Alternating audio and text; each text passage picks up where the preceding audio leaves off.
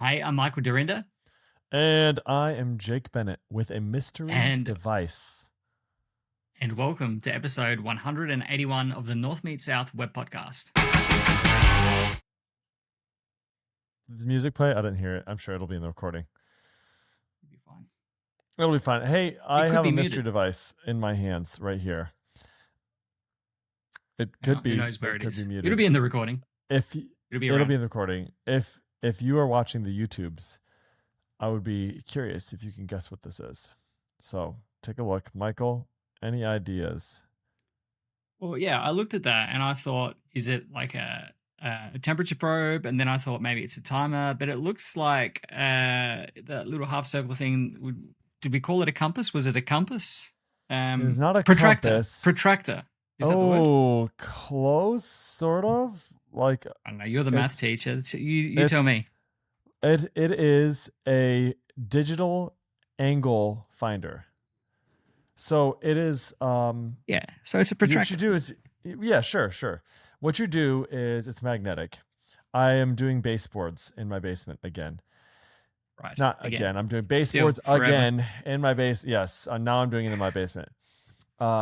And so what I needed is I realized that when I'm cutting the 45s on my baseboards, they're not lining up correctly. Like they just don't, like the angle is off a little bit on my saw. So they're 45 I've had it ish. for yes, exactly. I've had it for years, right? And so in all the times I've moved it, I'm sure some screw got knocked loose, whatever. So it's Mm-hmm. not exactly, it's not what it is the blade is not exactly at a 90-degree angle with the actual table, right, of the saw. And Gotcha. so I've tried to sort of level it up like with like just like a square, like a speed square to like put that on the table and then like put that on the saw. It doesn't work very well. So I have to I figured it out like how do you do this? And people suggest these. So you put this on the thing and you zero it out. And so like you put this on Mm-hmm. the table, you zero it out, and then you put it on the blade and you make sure that it's at 90 degrees. And if it isn't at 90 degrees, you adjust it until it is at 90 degrees precisely, and then you're good to go. Now it's funny because it's like something you only probably have to do once, and the tool is like $30. So I'll use it Yeah. one time, but it's like it saves me so much time. It's like kind of worth Yeah. it because now I can make sure that the angles are correct. Anyway, I went out and got this about 15 minutes ago. So Nice. now I have it. If And anybody now needs you're to going to be borrow running a one, table saw at 10 o'clock at night. Is that right? well, I'm probably gonna leave that for tomorrow. My kids are sleeping now, so I don't want to don't want to wake them up. But anyway, yes, I have it now. I'm excited about it. Michael, we've got so much stuff we could talk about. I Lots of threw stuff. you a list of things that I could talk about, but I don't Hmm. know. Let's talk about you first, shall we? What's going on in your life and your big world? Well, uh, over the last 2 weeks since we last spoke, I have discovered that Eli, my 7-year-old, is something he's developing into like this soccer terrorist, and in the best Okay. possible way, right? In the best possible way. He in the last 2 weeks, he's just like all of a sudden become very aggressive in attack. Love that. Before he kind of sat back and he watched the play developed, and he was quite content with being a defender. But he has whatever it is, the switch is flicked where he has decided now that he just wants to attack and he wants to be involved in the play and he wants to Love be that. in the forward. So I sent some videos to the Cash Money I over the saw it. past Yeah. 3 weeks. So he's kicked 3 goals in the last 2 weeks. It's awesome. He he um he nailed this poor goalie 2 weeks Oh ago. no. Like absolutely squared him up in the nether regions, and the poor child probably saw God Oh. briefly um, in that moment. So Oh my word. I look, he very sportsmanlike after the game. I sent him over to make sure that like the child is Yeah, okay, of and course. Yeah, of course. because Right. like you're not gonna stop and apologize mid game. These things happen. There's no malice in it, especially at that age where they don't really have the control. It's kind of see ball, get ball. I want to kick Yeah. goals. I'm going Yeah. to kick it as hard as I can. So, Totally. Yeah. made sure that this child did not want to speak to Eli whatsoever, No which way. understandably, he was, yeah. So, Oh but man, that's yeah, funny. it's just fun watching him develop and the speed that he has with the ball and the control, just to like take control of the ball at the halfway line. break past 3 defenders and streak into a one-on-one with the goalie is just. And Oh, this that's is, and this awesome, was man. like Proud dad this moments. weekend against, it was, this was against a team that the last time they played, Eli's team lost 4-1. Oh And wow, this yeah. time they managed to walk away. He was the only goal scorer, and so they won 1-0, but he was pretty Yes. happy about that. And which was a good recovery because he got like kicked in the ankle in the first half by Mm, accident. And so to get up and come back in the second half and kick the only goal of the match was just, it's I was talking to a friend earlier and I said to them, I had never envisaged myself as being a soccer dad. Like I think I've spoken on yeah. the podcast before that I've never been involved in soccer, never had any personal interest in it, never watched it, don't understand any of the rules, but to see him have such a passion for it, and he's always talking about players, and he's asking like, "Who's the best player?" I'm like, "Man, I don't even know half the names that you're throwing out at me." Fortunately, it's like Messi, Ronaldo, or Mbappe, and so he's a big Mbappe fan at the moment. But he's just, it's really cool as a dad to see that like he's picked something Yeah. Yeah. completely How old is he now? uninfluenced Is by he me. 8? He's 7. He's 7. 7. Okay. Yeah. So, obviously with me having nothing to do with soccer ever, for him to be completely uninfluenced by me to find something that he's passionate about, and like at school they're very much either basketball or soccer at his school, and so he's picked soccer because that's the first sport that he has access to at school. Basketball doesn't start until second grade. So, yeah, the fact that he's just picked that up and he's running with it is really cool as a dad to see. That is, it is, it's neat as like you watch your kids become their own little people. Hmm. Like you said, specifically, like when there's a decision that they've made that was not prompted by or directed by you. That's just so Yeah. cool. And I remember for Graham, it was probably around that age. She started getting really interested in basketball. It was probably actually, I take that back. It was probably a little bit later than that. I'm Hmm. sure it was later than that. But when he started like watching NBA highlights and things like that, and he would know Yeah. all the names and he would know who played last night and the scores and he knew all that stuff. And it's just like, I don't Yeah. know any of that stuff. And it Yeah. is just so cool. So cool to see kids kind of, developing their Come to own their little own. worlds. Yeah. Yeah. It's Hmm. so cool. At that age, it's funny with soccer, like aggression makes up for so much skill. Like, Hmm. just If you not could that just get not there to say first. correct, not to say that like he's not skilled. That's not what I'm saying. I'm just saying the Yeah. kids that are the most aggressive are often going to be the ones who are going to, are going to have the Yeah. ball and who are going to make the goals. And so that's awesome. And as he kind of, continues to grow, I'm sure he'll be really, really good. But, at this age, you're right. It is just about kind of getting in there and getting at the ball and putting a foot on the ball. The goalie is not, Hmm. if you can get the ball anywhere other than exactly where the goalie's at, there's a good chance it's going in. And Yeah. so that's super fun though. And it's just great for their confidence. Like I'm good at something. I found something I Yeah. like. Like Yeah. that's so cool. So good for him, man. That's awesome. That's Yeah. exciting. Yeah. He's my brother came over on the weekend, and Eli's like, "Can we kick the ball around?" I'm like, "No Mm. worries." Anyway, my poor brother ended up on the ground twice because he got kicked in the Ha! nethers. So Oh, that's hilarious. I he had am to go I'm home. I'm going to use the word loosely here. I'm coaching Harrison's soccer team right now. Uh-huh. Uh-huh. Which means basically show up and hand out snacks.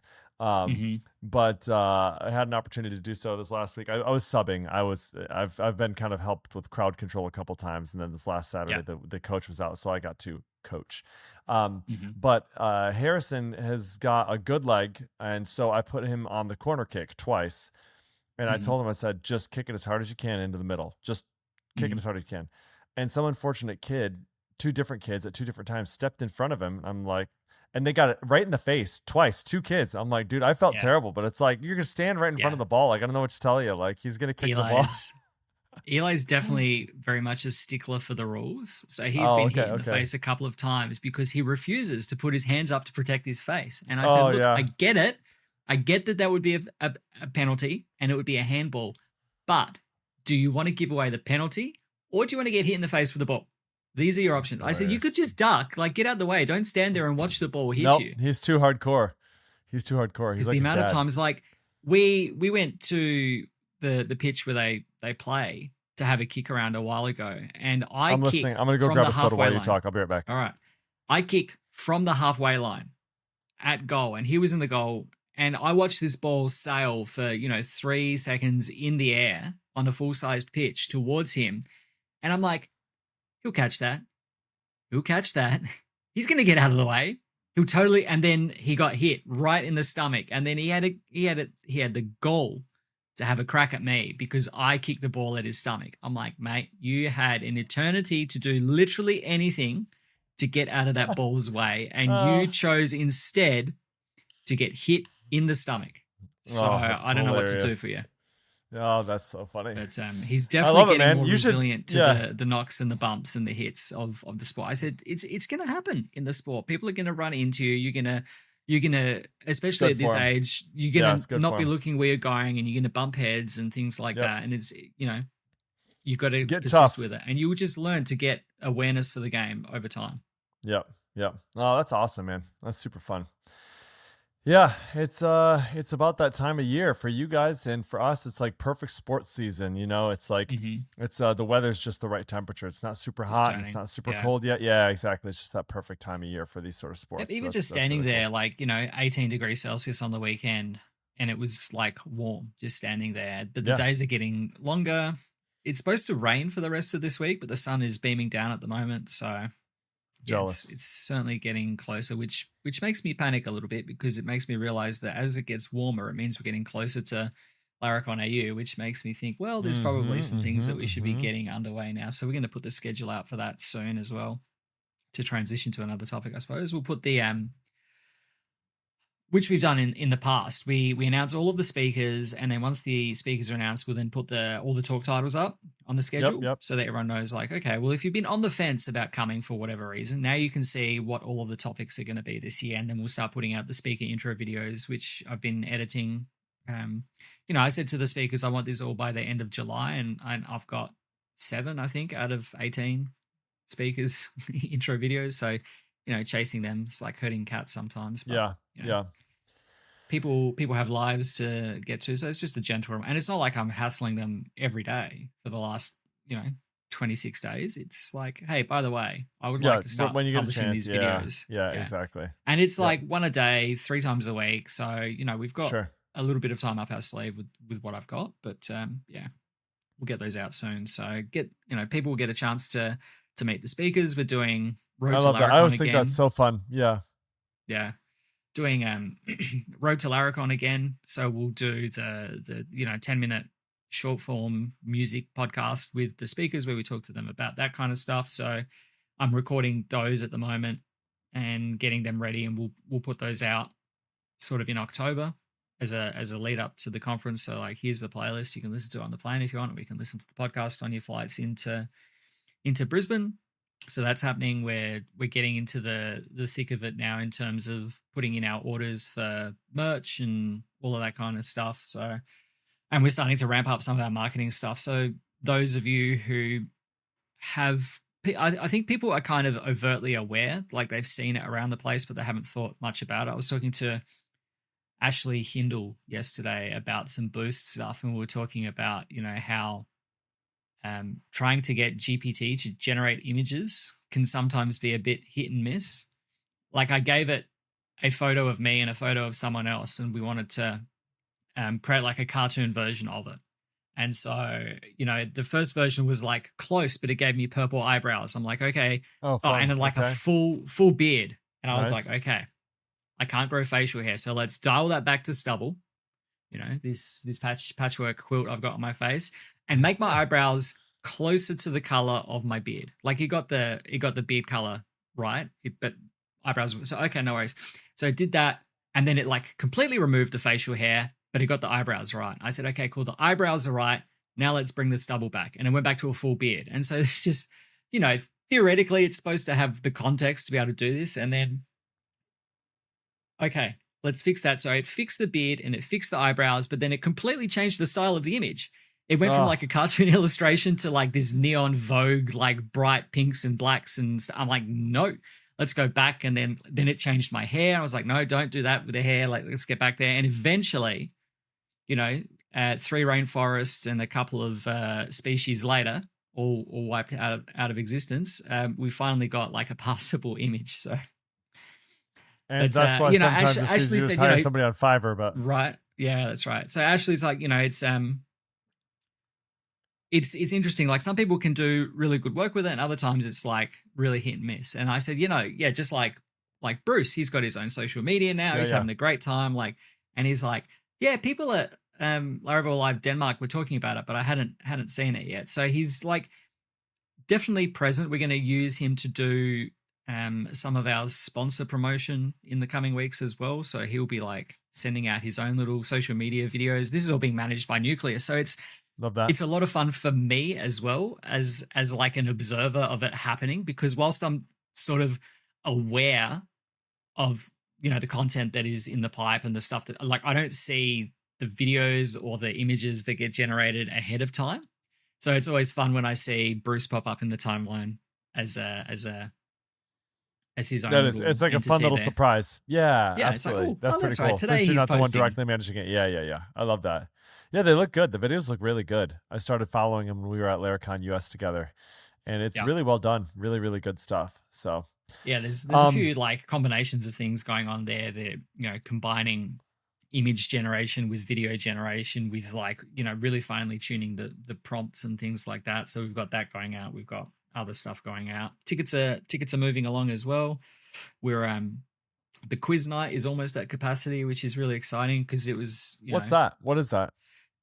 so, like Mostly Technical had the day zero party before Laracon US. We last year we just did, like, we organized a space at a pub, and we're like, you know, if you want to meet up, they've got food and drink specials. You can kind of just meet up there. And we had probably about 70 or 80 people filter in through the afternoon and the evening for that. So we thought this year we would try and structure it a little bit more than just like turn up at the pub. It's now, you know, for attendees, it's free for attendees to go. But they need to get a ticket because we've got limited space in the venue. Yeah. So we're hiring in like a proper quizmaster that's going to come in and do all the questions. There'll be AV, there'll be some prizes, there'll be, you know, the food and drink specials will be there as well. So people will have the opportunity to like reconnect with friends, or if you're coming for the first time, you'll be able to put together a team on the night, and yeah, just something to do that's like, you know, people start coming in the night before the conference or the afternoon before the conference. So if they get there in time, just something to do. So yeah, I'm keen to Are they see how technical it plays out this questions? year. Like technical quiz stuff, or No, it's not like not a Laravel thing. It'll be like pop a general culture? knowledge. We're gonna Yeah, okay. pop culture. We'll throw some like 90s stuff in there because we're deep in the 90s for this year's event, and yeah, looking forward to how that plays out. We've got some cool prizes in the pipe as well, though. My initial thought was, let's get movie vouchers, but if you have people coming from overseas, it's hard to give them a that's movie gonna be voucher that tough. they're not going to use. So it's like, Yeah, okay, we need exactly. to come up with something. You could get like a VHS of like a 90s movie and give that away. That'd be funny. Like, or if you had like a Sony Walkman with like a tape deck, like an actual tape. Mhm. You know what I mean? Like, Yeah. like I had a guy that I know, he brought Mini in disc players. yeah, right. Well, he brought in a Sony Walkman with like a tape player. You know what I mean? Just the other day, he had two of them. I think he found them at like Goodwill or whatever. And he's this dude I go to church with. He's deaf, and he's like always just on the hunt for something funny. He's just a really unique guy, but he brings in the most crazy stuff and always wants to show me this stuff. And so, yeah, it's a couple different Sony Walkmans. And I was like, those are actually really cool. Like if somebody had that, it's like a giveaway with like a tape of like a popular artist from that time. I would totally listen to that, take that home. That'd be super cool. Just got to put it on your shelf of like, oh yeah, this is pretty neat.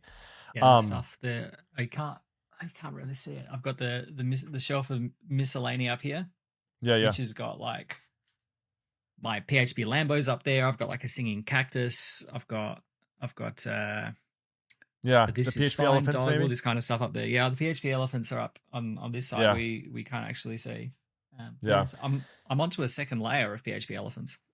I love that. I think I've got like 7 or 8 now, I think. So that's kind of fun. Speaking of cool technology and of conferences and of giveaways. So you were talking about how you guys are working on doing some giveaways and stuff and all that, whatever. So we've got a conference that we're going to be presenting in as like a vendor, right? As a sponsor sort of deal, I guess you could call it, in late October out in California. and we're always trying to find something that's like going to be interesting for people to stop by and want to talk to us about or whatever, right? So we like Yeah. more than anything, we want to just be like a fun booth, right? Like how can people kind of just what's something that could be interesting and fun, just Hmm. almost more than like, hey, let's get a sales pitch. It's like let's have a good interaction. Like people like to Yeah. work with people they like, you know what I mean? And Yeah. so let's just have a conversation, like how's the conference going, and do something fun, right? So we have this typing test that we're creating, which is pretty cool. If you've never seen Monkey Type, I think that's the it's like I think it's monkeytype.io or whatever. But it's really cool. It's a really simple typing test and it's open source, and so you can run it on your own. You can modify it, of course, do all that stuff. But it's really, really good. And so we are going to fork that and use that as like our typing test on our little machine.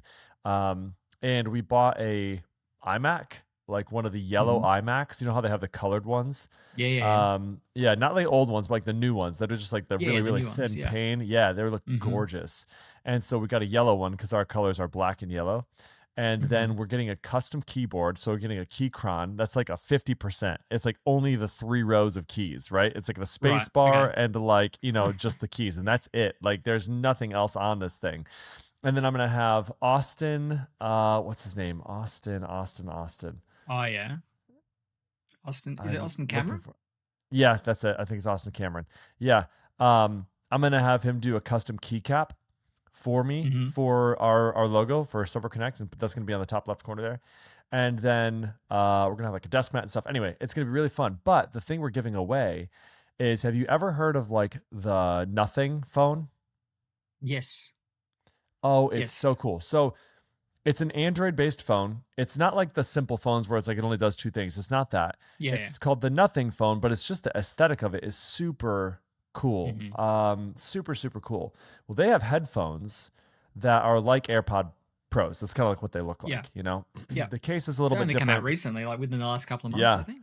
Yeah. Yeah. And it's got a clear case, and the piece of the headphone is clear as well. So you can see sort of like the drivers inside the headphone. It looks so cool.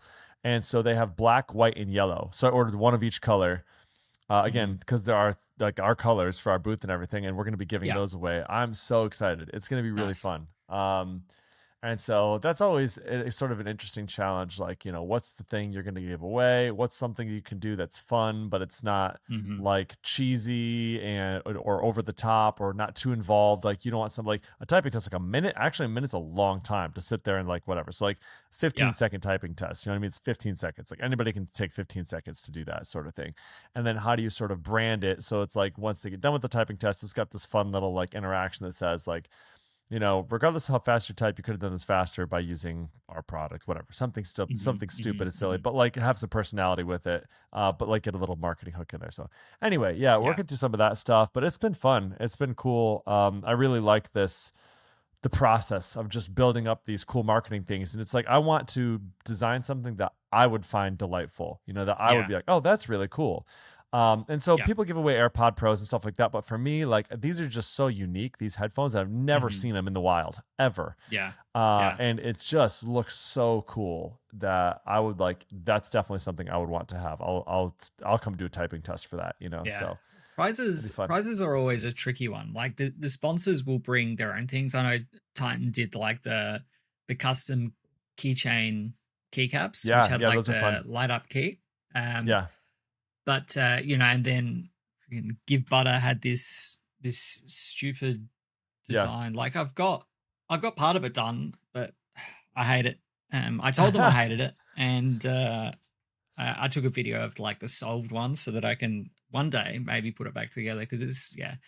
But it's always interesting to, as you say, especially for a sponsor or someone presenting in the exhibition spaces, people don't necessarily need your product or know your product or want to use your product or whatever. But if you've got something cool that will hook them in just for a conversation, even the conversation is really good. Like one of our sponsors last year, they brought a pickleball set.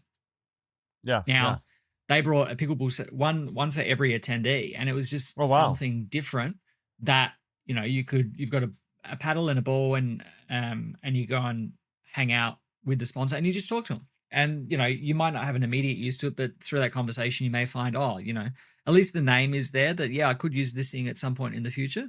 So it's cool to do that kind of stuff. From a conference organizer perspective, I'm always looking for things, because you can do the AirPods and you can give away the Apple TVs and things like that, but there's something expectation, and for the Laravel ecosystem, it's generally a sound generalization that 90% of the people there are going to own a Mac, and the chance of winning a prize, and if you don't have an iPhone and you win AirPods, it can work, but it's not the best experience. It's a pain in the neck. Yeah. So it's always a matter of trying to figure out what can we get as a prize that has broad appeal, irrespective of your existing ecosystem, which obviously we can't account for at the time of giving away a random prize. Right. So the Switch is always a good one, because it's here is a Nintendo Switch that you can now be, in that ecosystem. Or, we had the MacBook Air last year, because, a Mac Mini is cool, but you want to give someone something where there's no expectation that they need to bring anything to it. Like, you give someone a MacBook and they can plug it in and turn it on and they can start using it straight away. Whereas the Mac Mini, there's the expectation of they've got to have a keyboard and they've got to have all this extra stuff. So always thinking about those things and trying to balance being just Apple things versus, or maybe we get some Sony headphones or some Bose headphones, or the nothing ones are interesting because they certainly have a certain look to them. Yeah. And I don't know that I would necessarily want to wear them outside in public, but other people may be less particular about that. So always trying to find things that people are interested in, or that would be interested, that they would want to keep that, is always a bit of a challenge as well. For me, it's always the thing I want to do is I want to be anything but ignored. I don't even care if they don't like the giveaway. I want it to be more unique than anybody else's. I want even what we wear. We wear yellow shoes at these conferences, and then we wear really loud shirts, because I want them to have seen us and be like, oh yeah, you guys. So when we end up going to they'll have lunch or whatever, and oh yeah, you guys are the ones wearing those yellow shirts, right? Yeah, exactly. Mm-hmm. What do you guys do? So it's they've seen us. And it's so enough anyway, that you stand out, so that they look, take a second look, that they commit to memory, that they've seen this thing a couple of times. Oh, I've seen them out in public as well, and things like that. You got it. Yep. And then anything to just have a conversation. Anyone sponsoring Laracon, whether ours or any of the other Laracons listening, if you've been on the fence about it or trying to figure out what to do, something that stands out is always interesting. Absolutely. Yep. And then driving conversations, you know what I mean? It's it's so much of it is about relationships. And if they had a good interaction with you and your team at the booth, even if they don't have an immediate use for that thing, because I mean, let's be real, the conferences aren't really where you close the deals.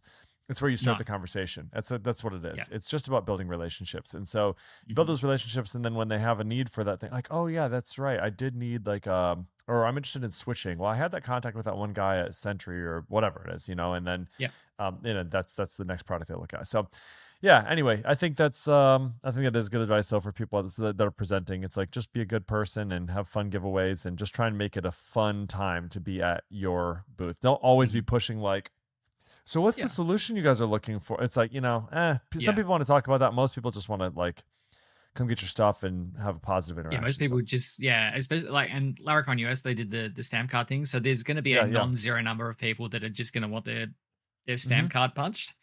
Yep. Give them the stuff. Be kind. Don't Yeah. Some people just want that. Some people might be really into your swag, and it depends on how much swag you brought. I would assume that the sponsors are going to try and qualify people for some of the cool stuff that they've got as well. It's well, this person just came for the stamp, so we'll give them the stamp. But someone that sticks around and talks for a minute or 5 or whatever, more inclined to want to, give them a t-shirt or a cap or something like that as well. Agreed. Okay, a couple of things I wanted to loop back to real quick. We talked about this conference that myself and Ben Holman are talking about. We've got interesting ideas around it, but don't have any really solid updates. So just heads up, we talked about that last time, and I really appreciate your insight from that last time. We've been working through some of those things, and I think we have some ideas, but nothing super concrete to share. So there's that. We also have been talking about the idea of our team switching where we're handling our permissions, permission leasing, things like that. Did we talk at all about delegated users and delegated like managing users? Did we talk about that? I think we maybe had a little bit. We talked about so like your manager delegating a subset of permissions to someone on the team because they're going away or whatever else. Yep. Okay, so we did talk about that part. So that's we're doing this in earnest, and it's been really cool. We're using enums all over the place for it, and it's just been really delightful, and it's worked pretty well. And so good report back on that. Like I do think it's very possible to sort of move all of that role-based everything outside of that system, and have it work pretty dang well. And so if that's anything you're interested in doing with your teams, like we've run into some, things that we had to bang our head against the wall for a while, and feel like we have some decent solutions. So if anybody's looking to do something like that, or has to, interact with a third party where you're sort of doing some of that stuff, role-based stuff, and the permissions only live inside your app, please feel free to reach out. I'd love to give any info that we've learned from that. One other thing, Andy Hinkle, our very own Andy Hinkle at Wilbur, is doing the Worldwide Meetup tomorrow. I got a preview of his talk today, which I was super delighted by. He used to work at a theme park, and so he kind of draws comparisons between these roller coasters and design, like software design, which was really fun. I learned some super cool stuff about roller coasters, actually, which I was like, I would listen to a talk about roller coasters. I didn't even know that. It's cool. Really interesting. It's cool to have a talk that kind of ties those things together. We've got we've got a couple of talks that are going to do similar kind of storytelling this year, I think. So yeah, it's always it gets people to sit up in their seats and wake up a little bit. So I mean, this being the Worldwide Meetup, a little bit different in terms of presentation, but I think getting people to shift in their seats to actually listen is always interesting. I feel like if you're a subject matter expert on something other than software, and you can bring that passion into your talk, people are just very interested. There's a lot of people out there who know a lot of the software stuff, but like it could be gardening, it could be roller coasters, it could be storms. Like I know, Andy, the same guy on our team, he's big into like weather, which sounds like weather, really, but there is so much cool stuff that he's shown me, like all these different radars and readouts, and like, oh, that's super interesting. And I feel like software developers as a sort of like a whole are just forever learners. There's always just some interesting weird thing. It's like, I want to know about that. And so if you're able to sort of combine your passions, I think that's always a really good thing too, because people just feel that, it's they can feel your energy around that particular thing, and it's just fun to be able to participate in that with people. So yeah, I'm excited for that tomorrow. So if you get a chance to watch that, that's super cool. I don't know if our podcast will be out by then, but I'm sure it'll be recorded, so you should definitely check that out. Okay. Omarchy, is that what it's called? How do you pronounce this thing? DHH is Omarchy. Linux. Omarchy? Have you looked at this at all? It's like all the hotness. Everybody's running Omarchy now. Everyone's on framework laptops, running Linux, laptops, everything. Yeah. It's like, whatever. I got very excited the other day because I'm like, I've got this iMac under my desk that has been sitting in its box for about 4 years. I'm like, I'll just install it on that. But it's a whole headache because of the secure chip on there as well. So it's unfortunately not going to do that. I did run it up in a virtual machine on my NAS for about 5 minutes and was like, this is cool. I'd like to explore it. So I had this Intel Nook, those little mini PC things. They used to be like my local server, and I've like migrated everything off of it onto the NAS now, which has been a project that I was going to do for about a year since I got the NAS, with the intent to then install Omarchy on the Nook, and use that as like, to play around with some dev stuff on there. So I did that last weekend, and I turned the Nook off, and I've just like left it off this week to make sure that I've moved everything off that I needed to, that like the things that I would not access very often, that all of that kind of stuff is still there. And then the intent is to install it on there. But I've realized that the Nook is old enough that it doesn't have any USB-C on it, so I have Oh, to interesting. connect HDMI to a monitor, which involves, uncabling everything and running a cable back there and all of that kind of stuff. So we'll see how that goes. But It is really interesting to see, like, but the same principle, same pattern. These are the things like Aaron Francis talks about. Like the thing that you're excited about, just tell people about it. Like people love and can feel the energy. Like DHH has been so excited about this. This is what he's tweeting about, and I feel like it's just gotten so much traction. Number one, because he's DHH, but number two, because he's just so freaking excited about it. He's just like, oh, this is the thing. Everybody should use it. Like this is really great. Like if you're not using it, you definitely should be. And if you're coming from Mac, like just stick with it. Give it a month. You know what I mean? Like all the things. And it's just cool. It's like there's so much energy around it. It's like I kind of want to try it. I have no need to try it. Like I've got everything I need with the current OS. Like I don't really need a project, but it's sort of like I'm really curious. I kind of want to just play with it. You know, I'll give it a go. Like I'd like to use it as for a development machine, just to have something on my desk that I can like just go with. But losing the Apple ecosystem is a no-go for me. Like it wouldn't become my primary because you know, giving up iMessage, giving up photos, giving up music, like all of this stuff that kind of iCloud, all of that stuff that like I don't want alternatives to it. I'm leaving all of that alone. I would use this in addition to, which is why I've got like a secondary machine that I'll install it on. It's not going to be my primary driver or anything like that. But which seems like a fun middle ground. Yeah. They just released the version 2, I think, overnight at the time of this recording, which is like got a whole bunch of fixes in, a whole bunch of tweaks, a whole bunch of changes. There's like now a 5-minute install ISO. So before you had to install Arch Linux and then run the Omarchy installer, which would pull down their repo and configure everything in the blessed DHH way. Whereas now it's just like, here is the ISO. It's got everything ready to go. You don't have to do all these manual steps. You don't have to enable the Wi-Fi card yourself and all of this kind of stuff. So from that, I mean, not that it was hard. Like it was 10 minutes to install before, and now it's 5 minutes. But they've done a whole bunch of stuff like building their own package manager because people apparently had DDoS the package, the upstream, like where all the packages are hosted, the repository where all of that stuff's hosted. So that caused a bunch of issues for a few weeks. And DHH is like, look, if I did this by accident because I've got lots of people interested in it, I'm sorry, like we'll pay money, whatever we can do to help smooth that over. If it's like genuinely a DDoS attack because like people are attacking the package repository, then like you guys suck and all of this kind of stuff as DHH does. So it is like he's got Adam on it. You know, I think Framework sent him a Framework computer and he's going to try it. So I don't know. That's fun. Yeah, Kevin Rose, I saw from like, you know, back in the day, like he was running it on a Framework machine, and it's just cool. A lot of big names kind of running it and trying it out, and it's fun. Every time he mentions it, I'm like, oh, I go look at the Beelink website again. I'm like, should I buy a Beelink mini PC? No, don't buy a Beelink. Because it's not worth spending the money on it for something that is not. Like, it's not that I fear that I would want it to become my primary. It's that I would spend money on too much time, knowing that it's only ever going to be a secondary thing, and it won't get the use to justify it. But just on that, like these mini PCs have gotten so good. Like it's got like a 5 gigahertz AMD Ryzen processor in it with its own discrete AI capabilities. It's got 32 gig of RAM, 1 terabyte hard drive, and it's like $600 Australian. It's like, they're not even expensive, and they're far and away more capable machines than, you know, desktop machines that we bought 5 years ago. Years ago. Yep. In this little, that's impressive, Mac Mini sized puck. So, yeah, they're pretty incredible. Yeah. And it's like, you look at it and you go, you know, it's only $500, and it's like but again, for me to use it, finding like, the time to do something with it. Yeah,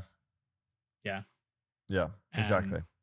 If it could replace the entire Apple ecosystem, sure. And sure, yes, there are alternatives. You could use Dropbox instead of iCloud, and you could use this instead of that, and all. But I don't want to do all of that because my wife is not going to switch to a non-Apple device just to be able to like send me text messages and things like that. We're not going to move to Signal or Telegram or whatever else to send messages just because I've decided I want to try this other thing out. Like, that is not practical. It's not happening. And like, my family's not going to move, and all this other stuff. It's just too heavily invested. I get it. Yeah, it would. It's like if I was starting over, if I was starting over from square one and I wasn't already so heavily invested, maybe You know what I mean? But it's like Mhm. I'm just not at that point anymore. So stuck in my ways. I'm an old man.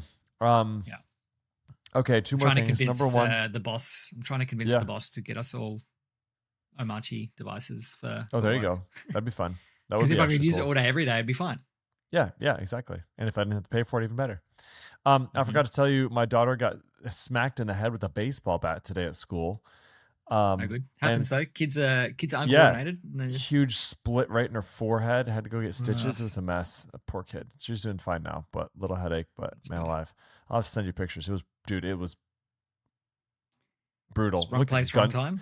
I mean, not to be overly dramatic, but it looked like a freaking gunshot wound. I mean, head wounds are always so bloody. You know what I Yeah. mean? Like Yeah. there just looks like a mess. The PE teacher said that's the most blood I've ever seen in an injury in this gym. She's like, I've never seen that much blood. And I'm like, holy cow, poor kid. Thanks. And so That's right.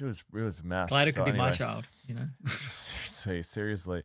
So anyway, yeah, she's fine, but that was crazy. That's good. The other thing I was going to talk about, and I think I mean, how far are we in? I'm not We're at sure. I 40 feel now. like I do this 40. Okay. I'm gonna real quick mention this because we've talked about it a little bit before. Twilio conversations. So this is Mm-hmm. something we're working on where we're doing like agent text conversations back and forth. It's been interesting, sort of the structure that we've come up with, which is that all the source of truth lives on Twilio. So Twilio is the one who is brokering all those conversations. But if we want to be able to do anything with them in our own sort of domain, we have to Mm-hmm. store our own copies of those messages so that we can Yeah. enrich them and not have to pull those conversations down every single time I want to do something with them, right? It's like I want to Yeah. be able to do things in the background in the case I haven't heard from those conversations in a bit or things like that. So it's an interesting one. We can talk about it next time, but how exactly we're doing that. And also, like, the nice thing about this too is that Twilio has higher SLAs than we do, right? Mm. So if there's a conversation that comes in that we missed, it's possible that like maybe a webhook failed. Possible, right? Yeah. Maybe, Yeah. but for them, they still have their copy of it. And so what we can do is we can inspect our own indexes on our side, and if we get a new message in that is further along than one off of our indexes, we can auto resync the conversation in the background and then Mm-hmm. redisplay it. It's also, we can use Nice. Laravel presence channels on our side to kind of see who's in which conversations and who's busy responding to what. We're working on Mm-hmm. doing like timeouts and alerting and ownership. So if somebody has it, but they haven't responded in a certain amount of time, roll it over to a manager or escalate it to another person. So all these sorts of cool business interactions that we're having to decide our heuristics around how we want that to behave. It's been really fun. And so Wilbur Powery has been working on that and using Flux UI for that, which has been really delightful too. It looks so Nice. good. It really does. It looks so good. Caleb's done such a good job with that. Mm-hmm. And so yeah, shout out to Caleb and his team, doing awesome. And yeah, we can talk more about that next time. Yeah. Cool. Yeah. I know that Sound good? my boss has been doing a proof of concept at the moment with 11 labs speech Oh yeah. generation and for like lead qualification. So if Okay. we get a Okay. lead from someone, we can then have the machine call the customer, and qualify them. Do you do this? Do you have this? We need this information. All that kind of Yeah. pre-qualification stuff Yeah. before then handing off to an actual human to do the next steps. So interesting to see, just how much is possible now with all of this tooling, to actually make a phone call to someone. And I Yeah. think his proof of concept he's using Twilio at the moment as well. Maybe. Probably for the But yeah, programmatic just telephony stuff. Yeah. yeah, for the conversation, and then like shelling out to 11 labs to do like the actual voice gen, and like, it's indistinguishable. I It haven't is. heard It's it, hasn't amazing. called me yet, but it's like indistinguishable from a machine. Yeah. And It's it's really like, I amazing now. think, if you can keep the latency down That's in what it terms is. of processing the responses and responding back to someone, then, that'd be really cool. So, yeah, there's a lot of that kind of stuff. I think as we're coming up for air from a lot of the work that we've been doing in terms of commercial work and in terms of, paying down technical debt and things like that, we are this close to getting rid of tenancy and flattening everything down just to a single database and like a normal quote unquote Laravel application is very good. So I'm in the stage now where I'm just rebasing a couple of times a day just to keep parity as we push out a few other bits and pieces, and then we'll cut this across and then it'll be done. Makes testing so much easier, schema migration. So all of this stuff, now that all of this technical debt repayment is done, the fact that we have the opportunity to explore not just like using AI for the sake of AI, but how can we solve some real problems, you know, leveraging AI, which is the question that I always ask every time. You know, the higher ups always like, let's use AI because we're going to get left behind. And we're like, what are we going to use it for? And they're like, let's use AI. Okay. Let's figure out what we can actually use it for. Right. So there's a couple of things that we've give me got, an objective. members of the team have got on the go at the moment that look really cool that we've done. So yeah, it's a cool time, I think. You know, as I've said before, I'm late to the game, but I'm starting to see some like very real possibilities, and I'm starting to understand better how we can leverage some of these tools as, you know, people that know what they're doing, to really leverage them to, you know, do more, which, you know, people have been saying for ages, but I have seen now through my own like usage, and from like Aaron Francis putting out his 2-hour video of building his email builder thing, like, and seeing how he uses it, and it's actually clicked for me now. So, you know, I'm 2 years late, but better late than never, I suppose.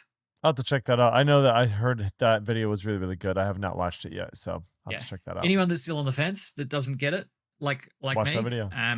Yeah, watch that video. I think it'll make a lot more sense when you understand how, as someone who's got some experience and understands how to build software. Like I use it so every time I do a rebase now, because we're on a newer version of PHPStan. There are things that are not violations in master or in the main branch that are now violations because of the newer version of PHPStan. So now what I do is I fire up Opencode and I say, hey, I've just rebased on main. I've got some PHPStan violations. Can you have a look at what those are and propose fixes for me? And it runs off, it runs Stan, it goes and figures out what the violations are, figures out how to fix them, and then it, you know, makes all of the changes. And then I just have to go through and review the changes in Git and go, yep, that's fine. And it makes sure everything passes. So for me to do that, it would take an hour to go like, look at this obscure PHPStan error sometimes, go, okay, what is this trying to say? Okay, how do I fix it? Where is it? How many places do I have to fix it in? Go. Yeah. Whereas like you just tell Claude or, you know, Opencode, go and fix this, and it just churns in the background and you can go and do other things, which is nice. Which again, people know this. People have been doing this for 12 months, 18 months already, and I'm late to the party. I'm sorry, but you know, I'm fashionably late is fine.